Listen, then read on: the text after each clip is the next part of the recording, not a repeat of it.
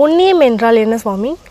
நன்மைன்னு அர்த்தமா? நீயே பிரம்மா நீயே கடவுள் என்ற பொருளின் அர்த்தம் உன்னுடைய உயிர் உன்னுடைய ஆன்மான்னு அர்த்தம். இப்போ முதல்ல நம்ம கோயிலுக்கு போனால் எதுக்கு எடுத்த உடனே விநாயகரை வச்சு வழிபடுறாங்க? முதல் தெய்வம்னு அர்த்தம். பரம்பரை சாபம் என்பது உண்மையா? உண்மை. உன் தாய் பரம்பரையே வேணாம், தாய் தகப்பன் சாபம் கொடுத்தாவே அதுவே பழிச்சிடும். அதனால் தாய் தகப்பன் சாபம் கொடுக்காத அளவுக்கு நம்ம நடந்துக்கணும். இரிடியம் என்ற பெயரில் பழங்கால கோபுரங்கள் திருடப்படுகிறது உண்மையா? பஞ்சலோகம்னு பேருப்பா அதுக்கு பஞ்சலோகம்னு பேர். அதில் என்ன இருக்குதுன்னா தங்கம் இருக்குது, செம்பு இருக்குது, பித்தளை இருக்குது, வெள்ளி இருக்குது, ஈயம் இருக்குது. இந்த 5 பொருளும் சேர்ந்தது தான் பஞ்சேந்திரியங்கள் பேர்.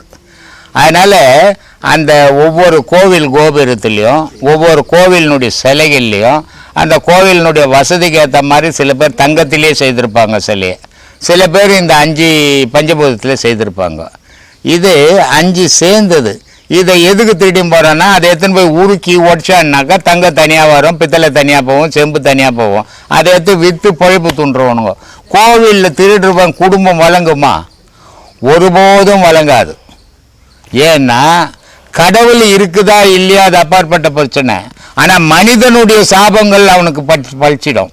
இப்போ ஒரு கோயிலில் ஒரு கோபுரத்தை ஒரு கலசத்தை திருடி போகிறான்னா கடவுள் அவனுக்கு சபிக்காது. மனித உடலில் ஒவ்வொருத்த மனித உடல்லையும் கடவுள் இருக்கிறான். ஆனால் அவன் சாபனை அவன் குடும்பமே வழங்காது, விருத்திக்கு வராமல் போயிடும்.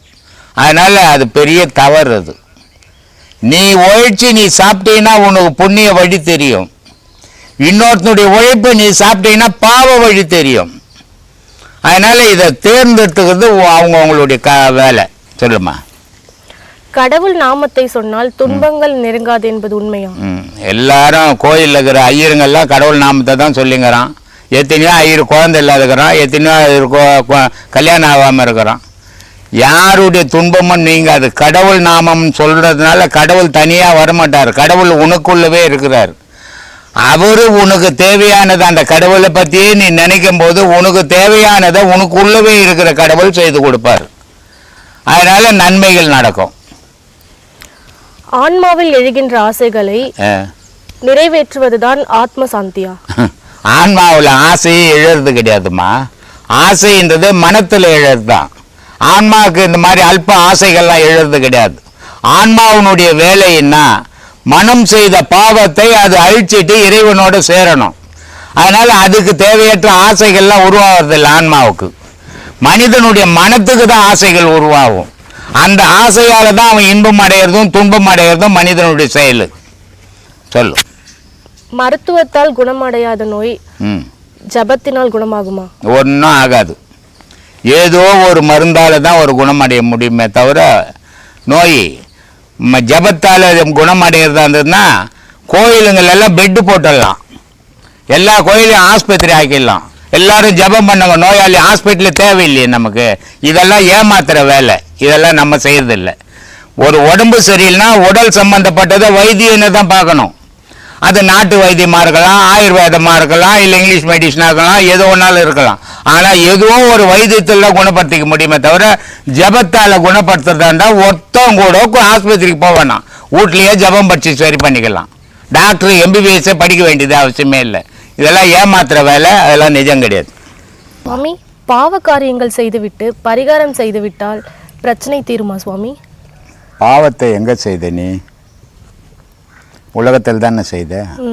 அப்போ பரிகாரம் எங்கே செய்யணும்? உலகத்துக்கு செய்யணும்.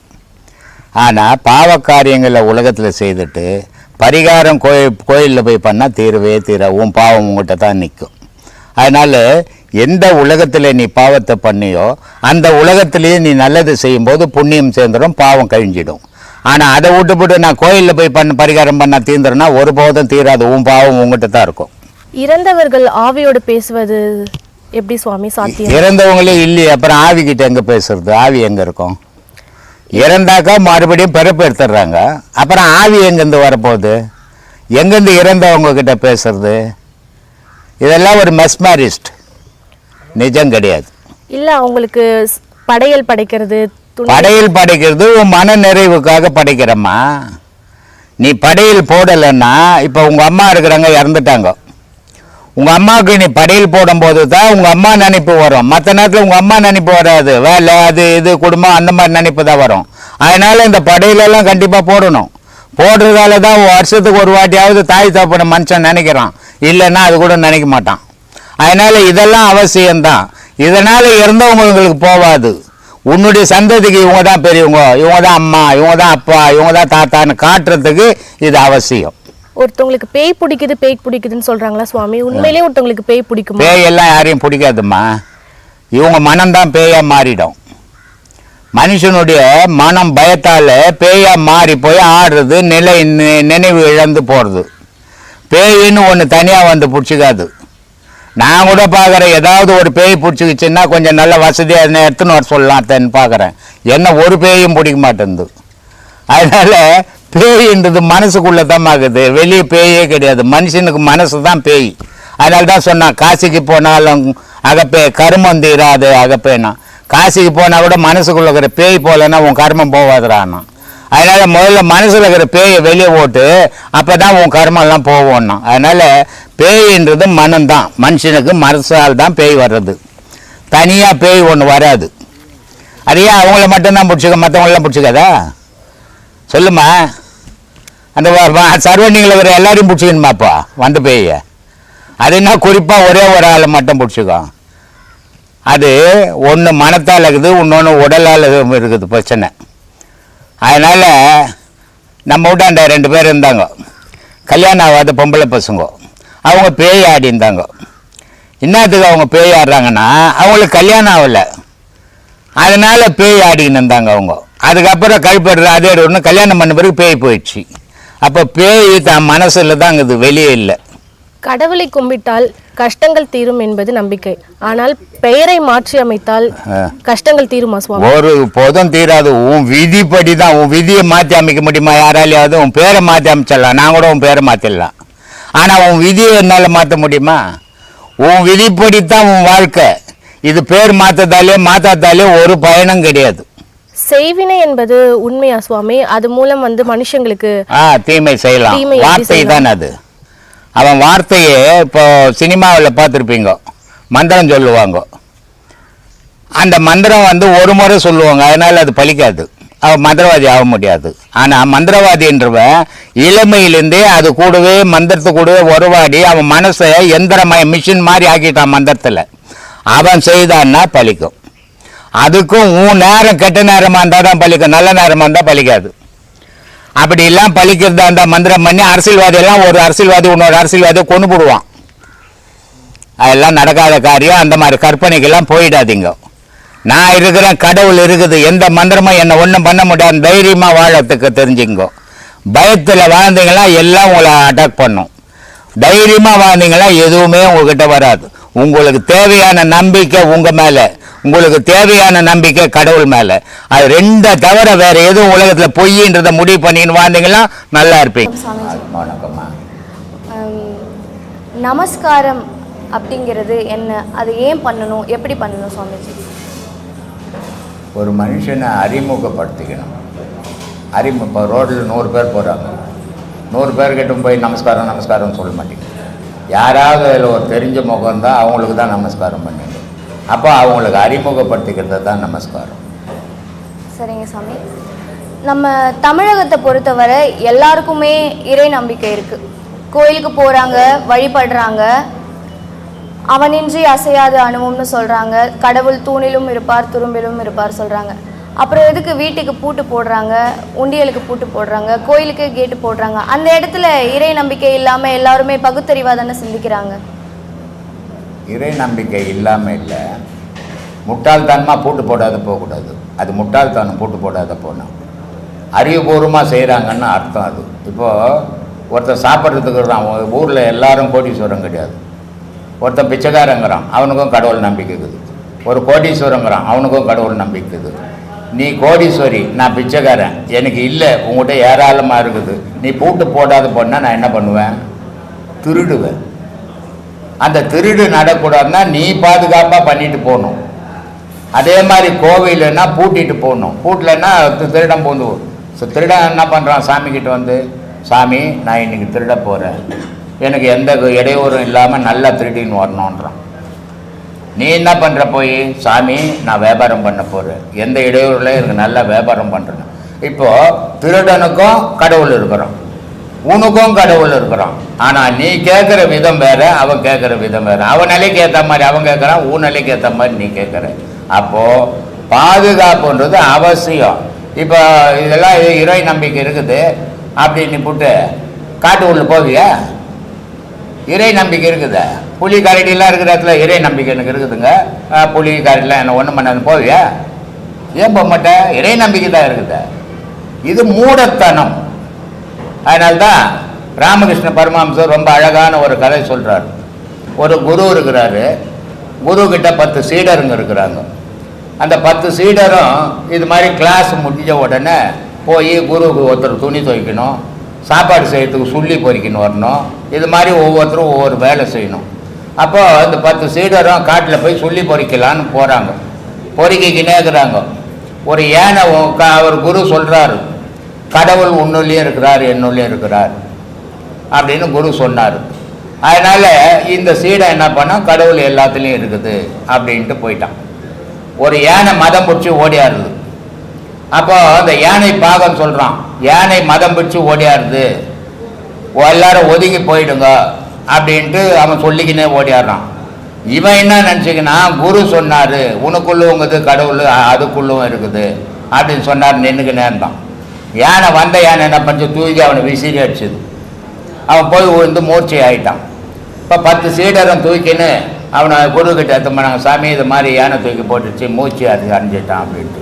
அப்போ அவர் நம்ம தண்ணியெல்லாம் தெளித்து அவரை குணப்படுத்தி, ஏன்டா இப்படி பண்ணேன்னா, நீங்கள் தானே சாமி சொன்னீங்க கடவுள் எல்லாத்துலேயும் இருக்கிறாரு அப்படின்னு சொன்னீங்கன்னா. ஆமாம் நான் தான் சொன்னேன் கடவுள் எல்லாத்துலேங்கிறாரு. யானை பாகம் சொல்லிக்கின்னு வந்தானே, மரம் பிடிச்ச யானை வருது ஒதுங்கி போனான், அவனையா நீ கடவுளாக நினைக்கலன்னாரு. அது மாதிரி முட்டாள்தனமாக போய் நான் போட்டு போடுற இறை நம்பிக்கைன்றது வேற, பொதுவாக உலக வாழ்க்கைன்றது வேற. இறை நம்பிக்கை தான் இறைவன் நான் உனக்கு கூட ஒரு துணைக்கு வருவான், எஸ்கார் மாதிரி.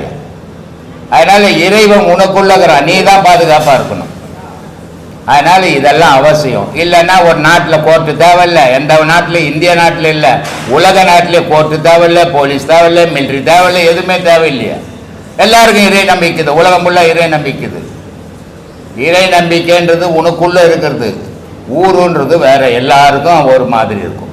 அதனால் அதுக்கேற்ற மாதிரி நீ பாதுகாப்பாக இருக்கணும், அதான் உனக்கு நல்லது. நன்றி சாமி. இந்த பிரபஞ்சத்தில் ஆண் பெண் எதற்காக படைக்கப்பட்டாங்க? உலக உற்பத்தி ஆகணும், இயக்கம் நடத்தணும். உலக உற்பத்திக்காக படைக்கப்பட்டாங்க. ஆமாம்.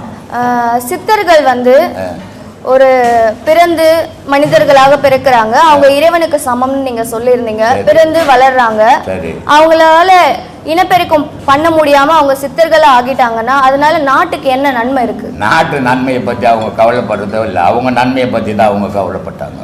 நாட்டு நன்மையை பற்றி கவலைப்படுறவன் அஞ்ஞானி, அவனை பற்றி கவலைப்படுறவன் மெஞ்ஞானி. நீ நீ நல்லா இருக்கணும், உன் குழந்தைங்க நல்லா இருக்கணும், உன் புருஷன் நல்லா இருக்கணும், உன் பொண்டாட்டி நல்லா இருக்கணும், நீ வாழ்வ. அவன் கடவுள் நல்லா இருக்கணும், நான் நல்லா இருக்கணும்னு வாழறான் அவன். அதனால ஆணு பெண், ஒரு 10 ஆண் ஒரு வீட்டுக்குள்ளே பூந்துக்குன்னா ஒரு குடும்பம் நடத்தினா அது குடும்பம் சொல்லுவாங்களா? ஒரு பெண்ணு சேர்ந்தா, ஒரு ஆண் சேர்ந்து ஒரு பெண்ணும் தனியாக இருந்தால் என்ன சொல்லுவாங்க? குடும்பம்னுவாங்க. அப்போது குடும்பம்ன்றது ஒரு பெண்ணும் ஆணும் சேர்ந்தால்தான் குடும்பம். 10 100 ஆண் சேர்ந்தால் கூட அது குடும்பம் ஆகாது. அப்போ ஒரு பெண்ணும் ஆணும் சேர்ந்தால்தான் இன்னொரு உருவம் வரும் உலகத்துக்கு. அப்போ இந்த பெண்ணை இவங்க சேர்த்துக்கினாங்க. அவன் என்ன பண்ணா, இங்கே இவன் அஞ்ஞானி பெண்ணை சேர்த்துக்கின்னு வாழறான், அவன் என்ன பண்ணா கடவுளை சேர்த்துக்கின்னு வாழறான். இவ்வளோதான் வித்தியாசம். நீ எந்த பெண்ணுக்கிட்ட போனா இன்பம் கிடைக்குதோ, எந்த ஆணுகிட்ட போனா பெண்ணுக்கு இன்பம் கிடைக்குதோ, அந்த இன்பத்தை இறைவங்கிட்ட அனுபவிச்சான் அவன். அதனால இங்கிட்ட பொம்பளை எல்லாம் அவனுக்கு தேவைப்படல. சொல்லு. இப்போ அவங்க படைக்கப்பட்டதற்கான நோக்கம் இனப்பெருக்கத்திற்காக போது அவங்க இயற்கைக்கு மாறாதான? அவங்கள படைக்கப்பட்டது இனப்பெருக்கத்துக்காக சொல், நீ எப்படி சொல்லலாம்? வள்ளலாருக்கு அப்பா அம்மாவும் அண்ணனும் சேர்ந்துக்குன்னு அவருக்கு கல்யாணம் வேணான்னாரு. ஆனால் இவங்க கட்டாயப்படுத்தி அவருக்கு சொந்த அக்கா பொண்ணியாக கல்யாணம் பண்ணி வச்சுட்டாங்க. தாலி கட்டின அன்றைக்கே சொல்லிட்டாங்க. அவர் திருவாசக புக்கை கையில் கொடுத்து, எம்மா இதுதான் உனக்கு உதவும், நான் உதவ மாட்டேன்னாரு. அவர் போயிட்டார். அதனால் அது ஞானி இல்லைன்னு சொல்ல முடியுமா? அவர் இப்போ எத்தனை அஞ்ஞானி இந்த உலகத்தில் நம்ம பேசுகிறோம். அவங்கள பற்றி தானே சித்தரை பற்றி தானே கேட்டுனுக்குற நீ. ஏன் மற்ற மனுஷன் ராஜா பற்றி கேட்கலாம், ஊரில் இந்த மக்களை பற்றி கேட்கலாம், ஏன் கேட்க முடியல? கேட்குற அளவுக்கு அவங்க வாழலை. இவங்கெல்லாம் உலகம் இருக்கிற வரைக்கும் இருப்பாங்க, அதனால் அவங்கள பற்றி பேசுவோம். திருவள்ளுவர் 2050 வருஷத்துக்கு முன்னே இருந்தார், அவரை பற்றி ஏன் இன்னைக்கு உலகம் ஃபுல்லாக பேசிக்கிது? வேற யார்? திருவள்ளுவர் காலத்தில் எத்தனை சித்தர்கள், எத்தனை மனுஷன் இருந்தான், எத்தனை ராஜா இருந்தான், எத்தனை மந்திரி இருந்தான், எவனை பற்றியாவது நம்ம பேசுகிறோமா? மனித நிலையை கடந்து இறை நிலையில் வாழ்ந்தவங்களை மட்டும்தான் நிரந்தரமாக வாழ்வவங்க, அவங்களுக்காக பேசுவோம். நம்ம அல்ப சுகத்துக்காக இந்த உலகத்தில் எந்துன்னு வாழ்றது நம்மளை பற்றி யாரும் பேச மாட்டான். அப்படி வாழறோம் உலக உற்பத்தி பண்ணிருப்பான். இறைவனை நினைக்கிறவன் உலக உற்பத்தியை பற்றி கவலை இல்லை, அவன் இறைவனை பற்றி தான் கவலை. அப்படி வாழ்ந்தவன் தான் மகான்கள். அப்போ சக்தி இல்லையே சிவம் இல்லைன்னு சொல்றது சாமி? சக்தி இல்லைன்னா உன் உடம்பு இல்லைன்னா உனக்குள்ள உயிர் கிடையாது, உயிர் இல்லைன்னா உனக்குள்ள உடம்பு இருக்காது, உயிர் மண்ணுக்கு போயிடும். அப்போது உடலும் உயிரும் சேர்ந்தது தான் ஒரு ஏக்கம், ஆணும் பெண்ணும் சேர்ந்தது தான் ஒரு ஏக்கம். அது மாதிரி ஒரு உடலுக்குள்ள உயிர் இருக்கணும், உடல் இருக்கும். உடல் இருந்தால் தான் உயிர் இருக்கும். இது இல்லை, எது இல்லைனாலும் எதுவும் நிற்காது. அதனால சக்தின்றது உடல், சிவம்ன்றது உயிர். நன்றி சுவாமி. இந்த உலகத்துல நிறைய உயிரினங்கள் இருக்கு, மனிதர்களும் அழிக்கிறாங்க, பிற உயிரினங்கள் அதாவது டைனோசர் போன்ற உயிரினங்கள் மனுஷங்களை அழிச்சிட்டு இருந்தது, அது இப்போ இல்ல. சரி. இப்போ ஒரு காய்ச்சல்னா நம்ம மருத்துவமனைக்கு போறோம், அந்த காய்ச்சலுக்கு நம்ம ட்ரீட்மெண்ட் பண்ணதுக்கு அப்புறம் அந்த காய்ச்சல் எங்க போச்சுன்னு கேட்க மாட்டோம். ஒரு ஆடு மாடு இறந்ததுக்கு அப்புறம் அது எங்க போச்சு அதோட உயிர்னு கேட்க மாட்டோம். ஒரு இலை மரத்துல இருந்து விழுந்தாலும் அந்த இலை எங்க போச்சுன்னு கேட்க மாட்டோம். ஆனா மனுஷன் மட்டும் நான் இறந்ததுக்கு அப்புறம் என் ஆத்மா இன்னொரு ஆத்மாக்குள்ள போகும் அப்படிங்கிறது எப்படி வருது? இலை ஊந்தா எங்க போச்சுன்னு கேட்க மாட்டோம், டைனோசர் செத்தா எங்க போச்சுன்னு கேட்க மாட்டோம், இதெல்லாம் கேட்க மாட்டோம். உன் பசி சாப்பிட்ட உடனே பசி எங்க போச்சுன்னு எப்பாவது கேட்டுக்கிறியா? எப்பாவது கேட்டுக்கிறியாம்மா? அதான் சாமி, அப்போ மனுஷங்க மட்டும் ஆத்மாவை பத்தி சொல்றாங்க. ஆத்மான்றது அழியா பொருள். அது அந்த அழியா பொருள் என்ன இந்த உடலை விட்டு பிரிஞ்ச உடனே இன்னொரு கருவுக்குள்ள போந்து இன்னொரு உருவமா வாழுது. அந்த உடலுக்கு ஏற்ற மாதிரி உலகத்துல செயல்களை புரியுது. திருப்பி அதுக்கு அந்த உடலினுடைய இப்போ இந்த துணி போட்டுன்னுக்கிற இந்த துணியினுடைய விலை என்ன? குறைஞ்சது ஒரு 2000 ரூபாய் இருக்கும். இந்த 2000 ரூபாய் கொடுத்து எடுத்த துணியை எப்பவுமே போட்டு 50 வருஷம் போடுவியா? நல்லா இருக்கிற வரைக்கும் போட்டுக்க போற, அதுக்கு தண்டனை போச்சுன்னா தூக்கி விசிறி போட்டுற போற. அப்போ என்ன பண்ணுவேன்? சரி அது போயிடுச்சு நிர்வாணமா இருப்பியா? வேற துணி வாங்கி வந்து போட்டுப்பேன். உயிரும் உடலும் அப்படித்தாம்மா பண்ணிக்குது. இந்த உடல்ன்றது துணி மாதிரி, இது நல்லா இருக்கிற வரைக்கும் ஆன்மா இதுக்குள்ள இருக்கும். இந்த உடல் நொந்து நூலாகி போச்சுன்னு சொன்னா இதை விட்டு வெளியே போய் புது உடலை எடுத்துக்கும், அப்போ இயக்கம் நடக்கும். அதனால ஆன்மாவை பற்றி பேசுகிறோம், அழிஞ்சு போகிற உடலை பற்றி பேசுறதில்ல. அழியாத ஆன்மாவை பற்றி உலகமே பேசுகிறது. அப்போ மற்ற உயிரினத்தை விட மனிதர்களுக்கு தனித்தன்மை இருக்குன்றதை ஒத்துக்கலாமா? மனிதனாவே தனித்தன்மை பாட்சம் வந்தா நம்ம எல்லா உயிரும் குஞ்சுக்கினே நடக்குது. மனுஷன் நீ எப்படி வந்து இப்போ காரில் நிமிந்து வந்தியா, அங்கேருந்து குஞ்சுக்கினே படியாருனியா? சொல்ல நடந்து வந்த ஏன் நடந்து வந்த? அதெல்லாம் ஏன் நடக்கல? நீ அதே மாதிரி குஞ்சுக்கினே படியேறி வந்திருக்கலாமே. நீ ஒரு ஜீவன் தானே. மனுஷனுக்கு தனித்தன்மை உண்டு உலகத்தில். கடவுளுக்கு அடுத்தபடி மனுஷனுக்கு அடுத்தபடி தான் மற்ற ஜீவன்லாம். அதனால மனுஷன் ஒண்டி தான் உலகத்தில் நிமிர்ந்து நடக்கிறோம், மற்ற ஜீவன்லாம் குனிஞ்சு தான் நடக்கும். அதனால மனுஷனுக்கு மட்டும்தான் கடவுள்னு ஒன்று இருக்குதுன்னு தெரியும், ஆன்மான்னு ஒன்று இருக்குதுன்னு தெரியும். மற்ற ஜீவராசிக்கு எதுக்கும் தெரியாது. ஏதோ போறமே ஏதோ வாழ்ந்து செத்து போட்டோம், அவ்வளோதான் தெரியும். அதுக்கு நீ தான் வீடு கட்டிப்ப, கனவு ஓனனுவே, மனைவி ஓனனுவே, புள்ள ஓனனுவே, சொத்து ஓனனும். அது எங்கன்னா வீடு கட்டினுக்குதா? ஏன் கட்டிக்கல? அதுவும் ஒரு உயிர் தானே, கட்டிக்கலாமே. மனுஷன் தனித்தன்மை படைச்ச மற்ற ஜீவராசிலிருந்து வேறுபட்டவன் மனுஷன். அதனால மனுஷனுக்கு தான் இந்த சுகதாச துக்கங்கள் கிடைக்குது. இப்போ உடம்பெல்லாம் முடியுந்தா இந்த குளிர் தெரியாது, பொண்ணுக்கு முடி இல்லாதால குளிர்து, வெயில் வந்தால் உரைக்குது, அப்போ ஏசி போட்டுக்கிற. ஆனால் அது வெயில் வந்தாலும் ஏற்றையும் போட்டுக்கிறது இல்லை, மழை வந்தாலும் ஏற்றையும் போட்டுக்கிறது இல்லை. ஏன்னா வெயில் வந்தாலும் அதனுடைய மேலே இருக்கிற முடி உடலை தாக்காமல் தடுத்துருது, மழை வந்தாலும் அதனுடைய குளிர்ச்சியை உடலுக்கு தாக்காமல் முடி தடுத்துருது. அதனால் அதெல்லாம் ஜீவராசின்றோம், இன்னும் மனுஷ ராசின்றோம். இது பார்க்கறதோட மட்டும் நிறுத்திடாதீங்க. உங்களுக்கு தெரிஞ்ச ஃப்ரெண்ட்ஸ், ரிலேட்டிவ்ஸ் எல்லாருக்குமே இந்த வீடியோ பத்தி ஷேர் பண்ணுங்க, லைக் பண்ணுங்க, மறக்காம சப்ஸ்கிரைப் பண்ணுங்க. கீழே இருக்கிற பெல் ஐக்கானை கிளிக் பண்ணுங்க. நன்றி, ஆத்மா வணக்கங்கள்.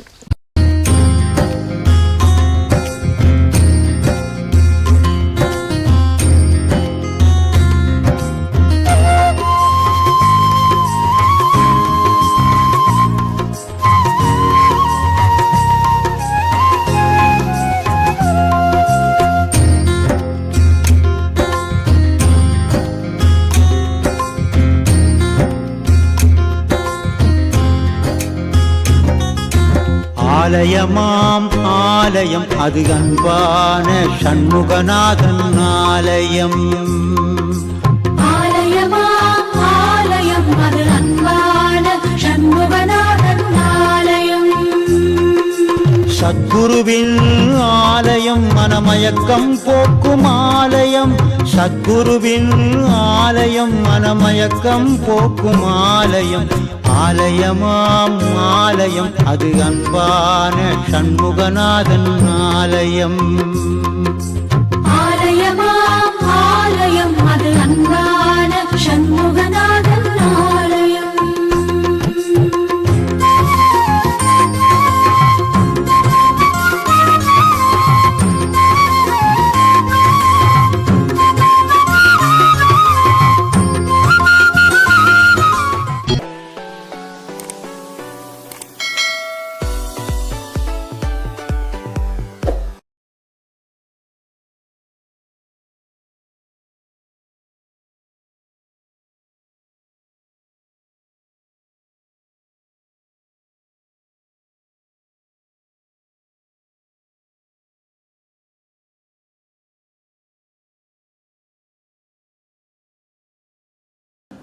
ஆத்மாவும் ஆ. பிறந்ததுலேருந்து கடை தேர தான் முயற்சி பண்ணுது. ஆ. கடை தேர, அதாவது வீடு பேருங்கிற ஆ. அந்த நிலைக்கு. எந்த ஆத்மா அப்படி பண்ணதுன்னு தெரியல எனக்கு. நீங்கள் சொல்லி தான் இப்போ கேள்விப்படுறேன் நான். இல்லை அதனுடைய கோல் அதுதானே. இது வந்து பரீட்சை தானே. இல்லை, இந்த உலகத்தில் நம்ம பிறந்திருக்கிறது கடைசி பரீட்சை. புல்லாகி பூடாகி மரமாகி என்னென்னமோ ஆகி மனுஷனா இருக்கிறோம். சரி, ஸோ இதுதான் நம்ம கடைசி தேர்வு. கடைசி இது எப்படி கடைசி ஆகும்? இது மறுபடியும் முதல்ல திருப்பி 1ஆம் கிளாஸுக்கு போயிடுவேன். நீ திருப்பி 1ஆம் கிளாஸ்லேருந்து 2ஆம் கிளாஸ் கூடாதுன்னு தான் முயற்சி பண்ணது இல்லையா? போகக்கூடாதுன்னு முயற்சி யார் எத்தனை பேர் பண்ணுறான்? எத்தனை பேர் பண்ணா? அது உண்மைதான், பண்றதில்ல யாரும். பின்ன பண்ணாத எப்படி கடை பிறவின்னு சொல்ற? பத்ரிகர் சொல்றாரு, பிறவியில் கடை பிறவி நாய் பிறவின்றாரு. நாய் தான் கடைசி பிறவியா? கடைசி பிறவின்னு பத்ரிகர் சொல்றாரு.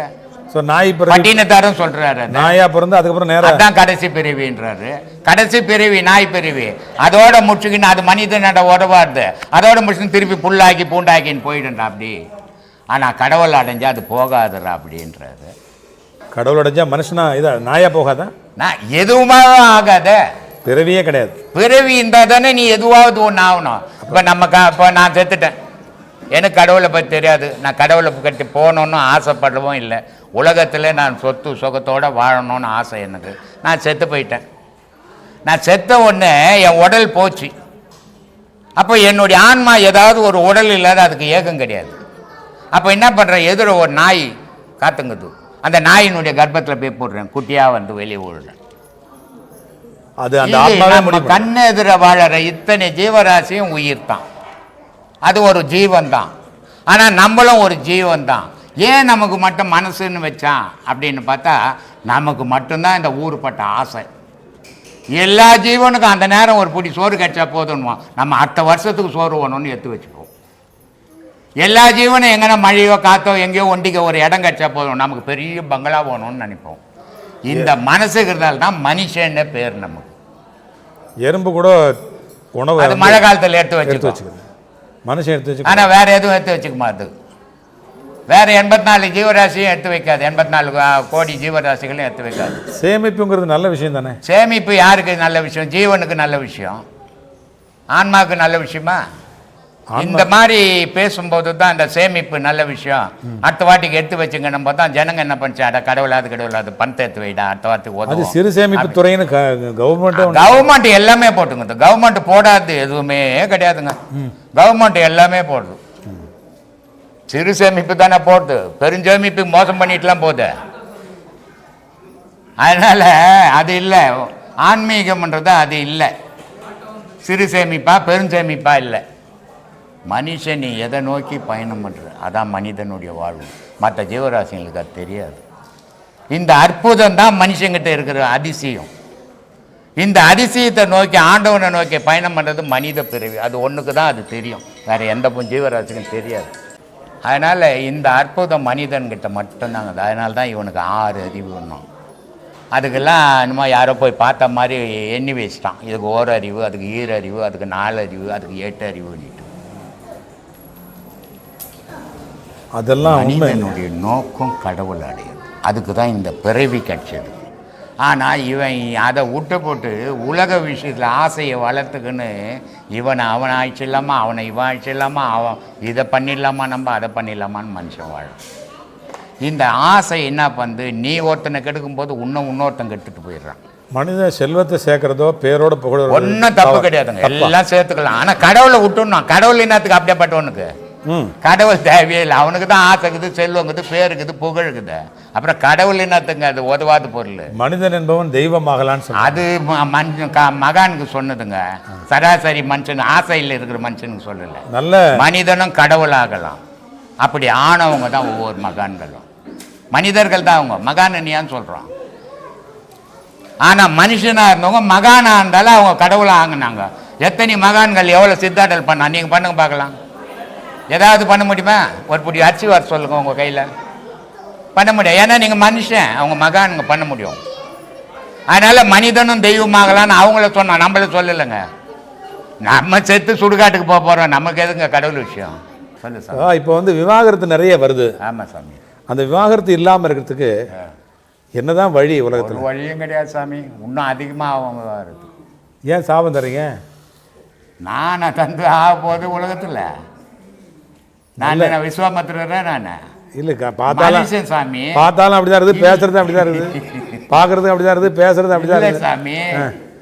தாய் தகப்பனை பேசி பார்த்து தாய் தகப்ப முடிவு பண்ணுற மாப்பிள்ளை பொண்ணை கட்டிக்கினா வேற அது வர மாதிரி இருந்தால் கூட மாப்பிள்ளை வீட்டுக்காரன் பொண்ணு வீட்டுக்காரன் பேசி அது சரி பண்ணுவாங்க. மாப்பிள்ளையும் பொண்ணு இல்லை சரி கட்டின்னு போடுறாங்க. இப்போ உடலுக்கு ஆசைப்பட்டு அது எவ்வளோ நாள் நிற்கும்? விவாகரத்தில் தான் போய் முடியும்.